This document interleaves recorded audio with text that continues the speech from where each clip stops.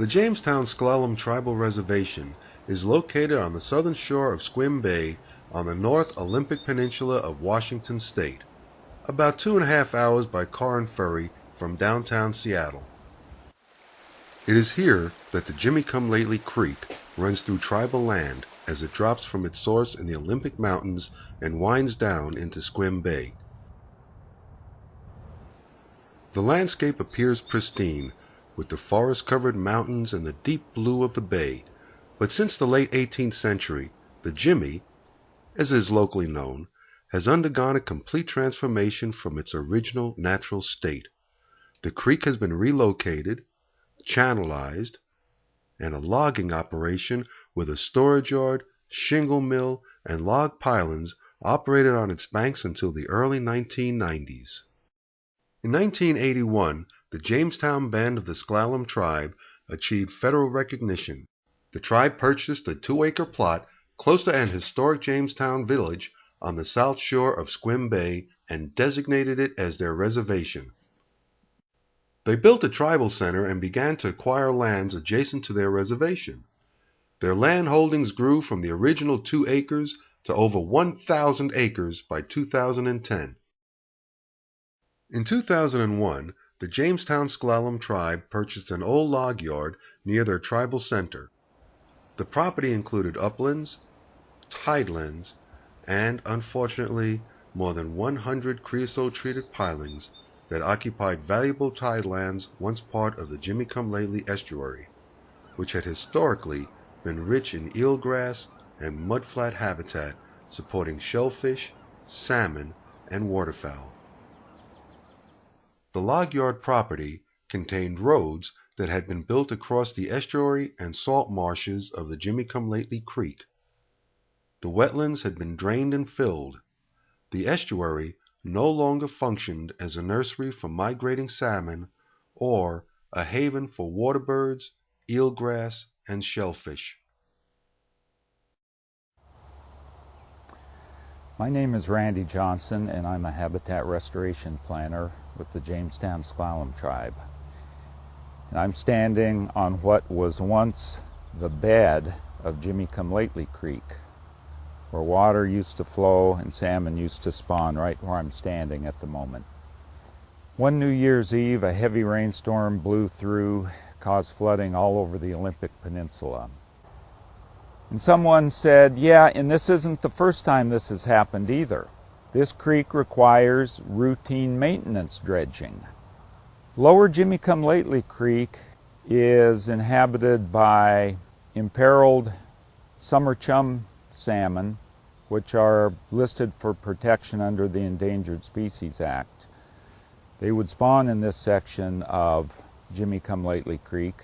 So this cycle of the creek filling in and then flooding and being dredged back down was really bad for these imperiled salmon too. You know, I think if we're ever going to break this cycle that nobody likes, we're going to have to restore the creek to its estuary. So we speculated, how in the heck can that be done? Well, at the time, the Washington State University's Extension Service had a program where they would connect landowners with governmental agencies for the purpose of engendering good stewardship of creeks and rivers here in S'Klallam County.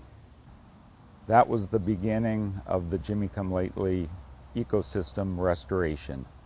Landowners formally requested that the tribe and the agency folks form a technical committee of scientists, engineers, planners, figure out how to do this, how to restore this ecosystem down here, figure out where the money was going to come from, and then the landowners would support that group and would restore this ecosystem.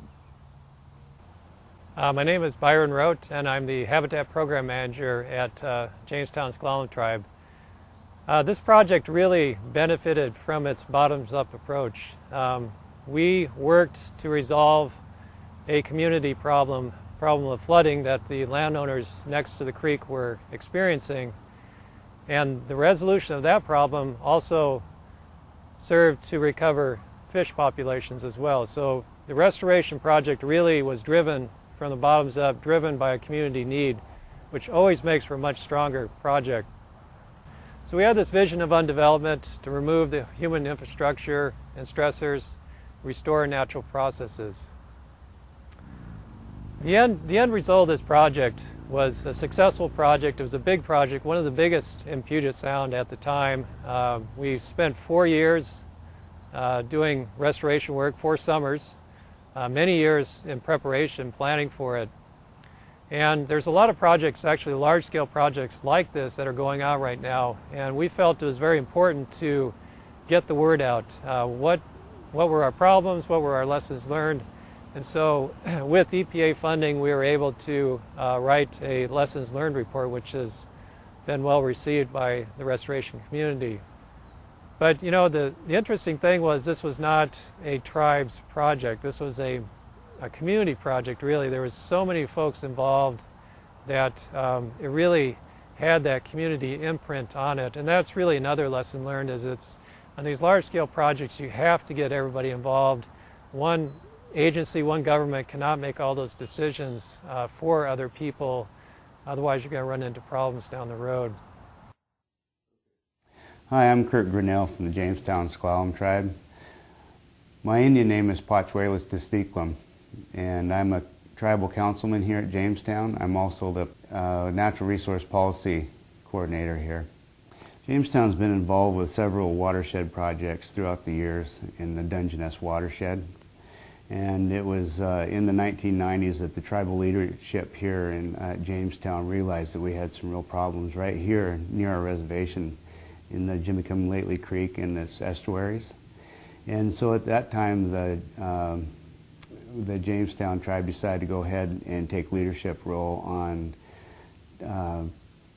getting the meetings together and getting the people together and the money, the funding for this project. In 1999, we only had 7 fish return, summer chum return to the creek. So at that time, they were listed as threatened.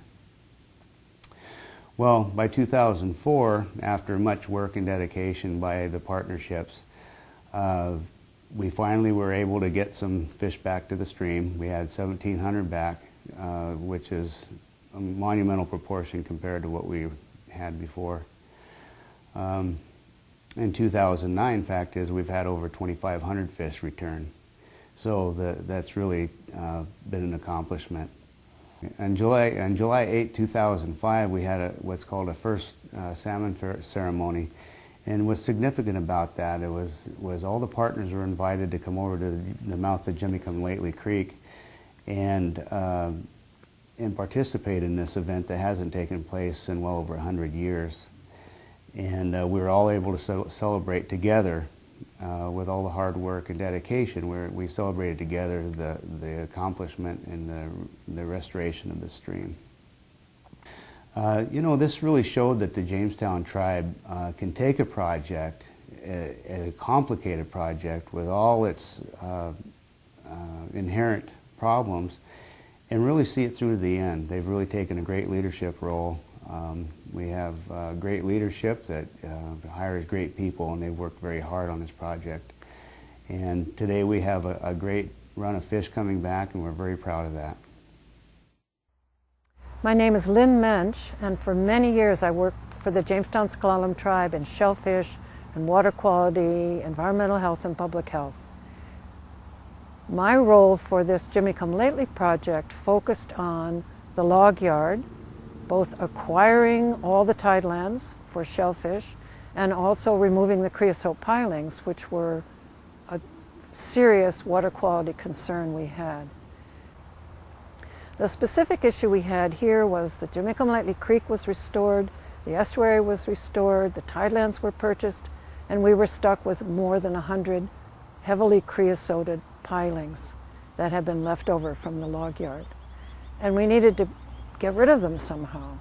So we applied for an EPA Brownfields grant, used the EPA brownfields money specifically to remove the pilings. Once we were awarded the grant, removed the pilings successfully, and they were taken to a disposal site actually in the state of Oregon, which is equipped to receive creosote piling waste. One thing that might be interesting is the way we were successful in applying for the EPA grant brownfields project.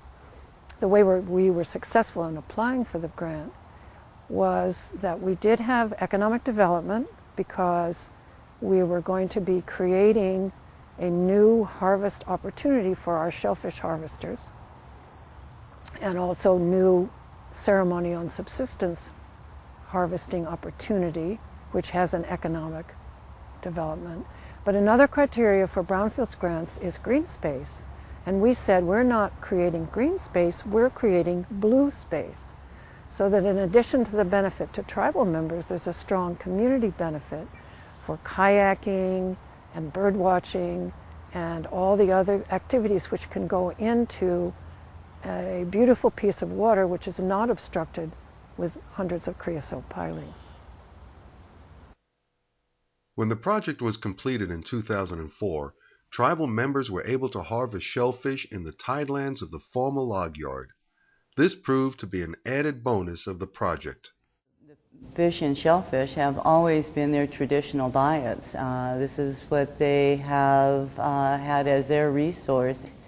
So that over the last few years, with the more access that we have had to harvesting and getting back into our native foods, and that's largely in part due to our natural resources department, who have been so diligent in bringing back the fish and the shellfish for people. And then of course our health programs that we have has lowered our diabetes down from the national average of other American Indians.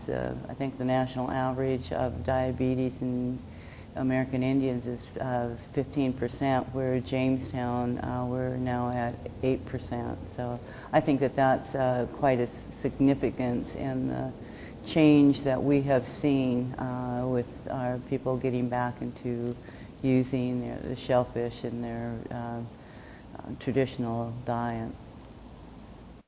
By 2006, the estuary had been undeveloped, the creek relocated to its more natural bed, the log road, fill, and pilings had been removed, and the area planted in native vegetation. The summer chum had returned to the creek. In 2009, the number of spawning salmon had increased to 2,500. The shellfish were being harvested by tribal citizens. Blue space had been created. But the Jimmy had one more secret to reveal. One of the other surprises that we encountered was that we actually unearthed a shellfish midden.